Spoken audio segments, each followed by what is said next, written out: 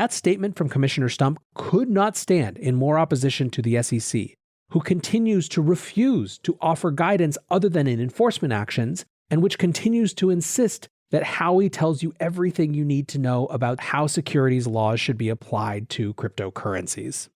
The CFTC is basically saying if we're going to regulate people under these rules, we have to explain to them how it's going to work, and we have to figure it out for ourselves first. Welcome back to The Breakdown with me, NLW. It's a daily podcast on macro, Bitcoin, and the big picture power shifts remaking our world. The Breakdown is sponsored by NYDIG and produced and distributed by CoinDesk. What's going on, guys? It is Wednesday, September 29th, and today we are talking about Kraken's just announced settlement with the CFTC and why it might actually be bullish. First up, however, let's do the brief. First on the brief today, Elizabeth Warren likes Jerome Powell about as much as she likes cryptocurrencies. Powell, along with Yellen, testified before the Senate Banking Committee yesterday as part of a requirement for these main officials to come in and talk to Congress and the Senate at a regular clip in the wake of last year's unprecedented central bank involvement in the economy. There was a lot of discussion, which will probably make it to other shows this week, including Yellen's intent to go after unrealized capital gains. But the fireworks yesterday were mostly from Elizabeth Warren. Warren accused Powell of watering down post-financial crisis bank regulations. She said, "Your record gives me grave concerns. Over and over, you have acted to make our banking system less safe, and that makes you a dangerous man to head up the Fed. And it's why I will oppose your renomination." That dangerous man line is the one that's making all of the press and all of the social media, but this is the first time that Warren has come out publicly and said that she'll oppose Jerome Powell's renomination. As I was discussing yesterday, Powell's term is up in February, and there is rampant speculation about whether President Biden will nominate him for another, or perhaps choose someone else, with Lael Brainerd, another Fed official, being the most commonly suggested.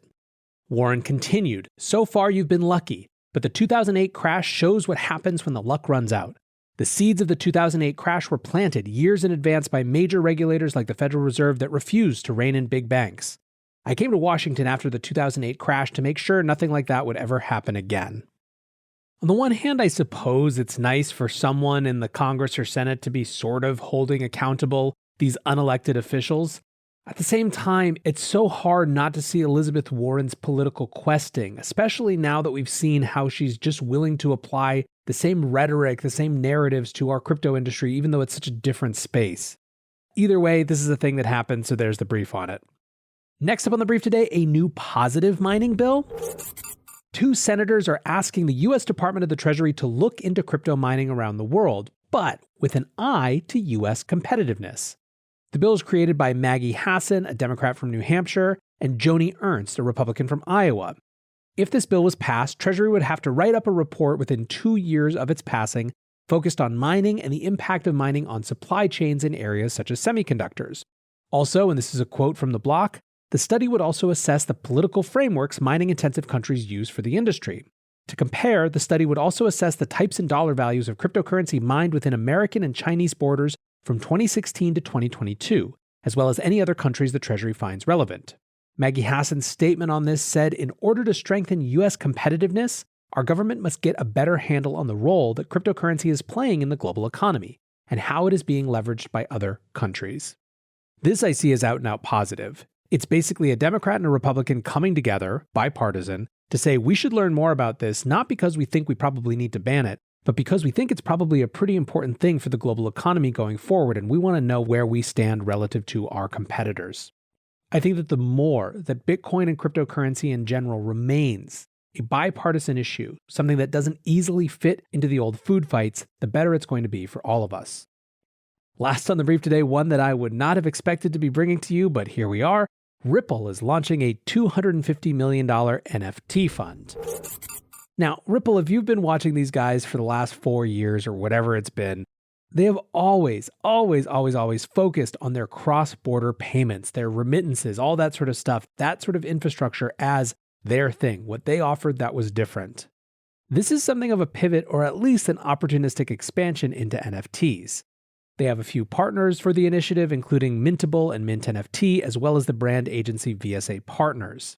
It seems like they're trying to grab the environmentally friendly NFT narrative, but I actually don't particularly care about the specifics of this deal or this initiative. I think that in the long run, to the extent that NFTs continue to be a thing, they're going to obliterate chain allegiances, and it will be the collector communities that determine legitimacy regardless of which chains things were initially minted on.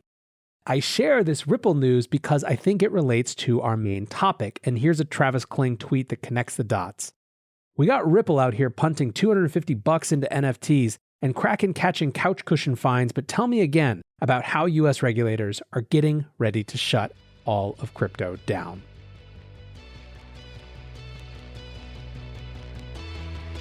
NYDIG sponsors this podcast, and they also put out a really good newsletter focused purely on Bitcoin. If you want insights into what's driving market moves, regulatory changes, and the metrics that deserve your attention, sign up at NYDIG.com/NLW. That's NYDIG/NLW.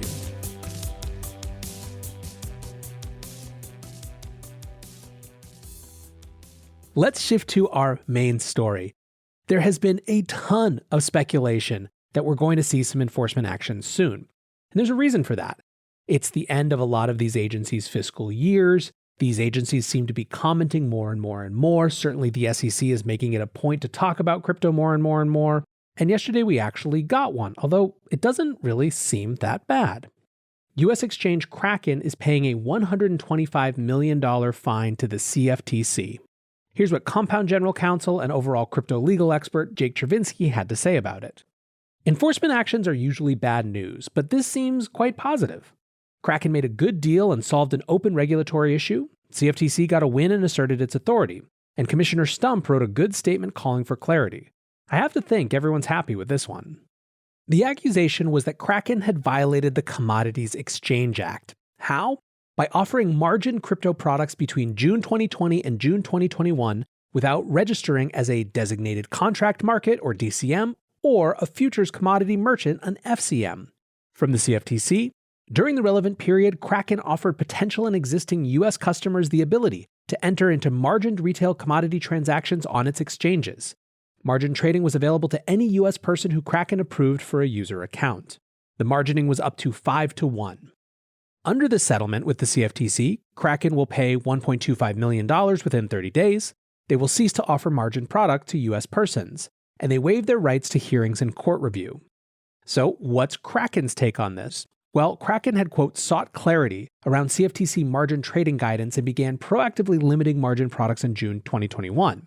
With the settlement, they wrote, we appreciate that today's settlement acknowledges our cooperation and engagement on the issue. We are committed to working with regulators to try to ensure the rules governing digital assets create a level playing field globally, one that allows the crypto space in the US to flourish while protecting the interests of individuals and the integrity of the industry. But there is a larger issue, which is that there isn't really a lot of clarity to be had. One of the most interesting things to come out of this is CFTC Commissioner Dawn Stump's concurring statement. Basically, the TLDR of this is that I agree with this decision, but we've given some guidance, but we need to be clearer. The guidance she's referring to is the final interpretive guidance on retail commodity transactions involving certain digital assets issued in 2020. As she points out, this was adopted 2.5 years after proposal, and it's now been another 1.5 years. In her statement, she writes, in the rapidly developing world of digital assets, 2 years is a lifetime. And yet now here we are an additional 1.5 years later still. As the guidance becomes increasingly relevant to the Commission's enforcement program, I believe it is incumbent upon the Commission to undertake a rulemaking proceeding to supersede the guidance by adopting binding and enforceable rules that will provide certainty to the marketplace and a shared understanding of the, quote, rules of the road. She goes on to point out that things are just blurry. Here's her statement about Kraken's registration.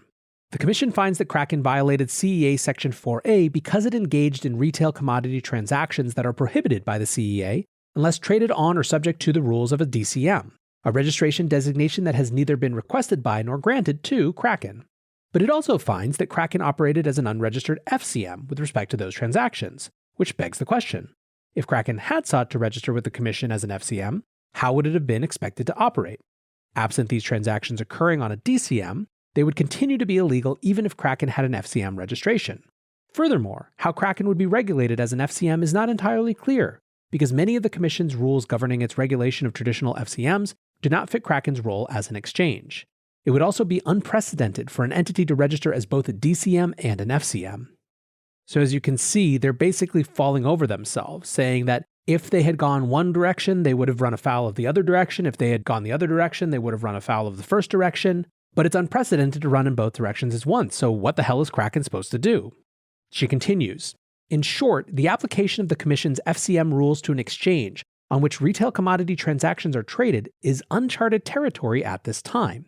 I agree that Kraken's activities meet the definition of an FCM set out in the CEA, and that Kraken thus operated as an FCM without registering as such, though I would note this is a rather broad interpretation of the definition beyond the traditional application. I believe that if the Commission is going to hold an exchange liable for operating as an unregistered FCM with respect to retail commodity transactions, it is incumbent upon the Commission to explain in a transparent manner the relevant legal requirements for such an entity that seeks to register as an FCM, and how the Commission will apply them in enabling the entity to conduct business with U.S. customers. It's a mouthful, but let's read this last line again. I believe that if the Commission is going to hold an exchange liable for operating as an unregistered FCM with respect to retail commodity transactions, it is incumbent upon the Commission to explain in a transparent manner the relevant legal requirements for such an entity that seeks to register as an FCM, and how the Commission will apply them in enabling the entity to conduct business with U.S. customers. This is why people like Jake Chervinsky are convinced that this is actually bullish. That statement from Commissioner Stump could not stand in more opposition to the SEC, who continues to refuse to offer guidance other than in enforcement actions, and which continues to insist that Howey tells you everything you need to know about how securities laws should be applied to cryptocurrencies. The CFTC is basically saying if we're going to regulate people under these rules, we have to explain to them how it's going to work, and we have to figure it out for ourselves first. A few more takes from Twitter. Alex Kruger wrote, 1.25 million. What does that princely sum tell you? Ryan Selkis writes, Kraken paying 1.25 million in a CFTC settlement is the regulatory equivalent of putting a quarter in a jar for swearing. You get accused of doing something bad with zero actual harm. Drop a coin, all good. These are the 11th hour regulatory news items? Crypto must not be so bad. Now, lest there's no wood to knock on around you wherever you are, I'm not convinced that this will be the last 11th hour regulatory news item we'll see, but the point still stands that this really isn't that bad, and in fact, it has indications that could be very good. Now, one last note, speaking of the SEC and the CFTC, I mentioned previously that CFTC Commissioner Dan Berkovitz was leaving the CFTC. My attitude was a bit of, don't let the door hit you on the way out, given his attack on the industry over the summer. Well, guess where he's headed? That's right, the SEC. Dan Berkovitz will become the new general counsel of the SEC starting November 15th. The Office of the General Counsel manages the SEC's litigation efforts. It makes recommendations on enforcement actions, rulemaking, and interagency activity. Listen, the optimistic take is that Dan is very pro-compliance and pro-rules, so maybe he'll actually articulate some of those rules rather than just screaming Howey and Reeves over and over again. At least we can hope. For now, I hope you're having a great week. I appreciate you listening, and until tomorrow, be safe and take care of each other. Peace. Hello, listeners. If you're a financial advisor, manager, or CFA looking to learn more about Bitcoin, investment strategies, and tools to share with your clients, then you're invited to attend CoinDesk's Bitcoin for Advisors event on October 6th. It's a fully virtual event experience designed for advisors by advisors who have found ways to get compliance ready in order to add Bitcoin advising to their practices. You can head over to CoinDesk.com/events to secure your complimentary registration today. That's CoinDesk.com/events where you can register for free. We'll see you on October 6th, and thanks for listening.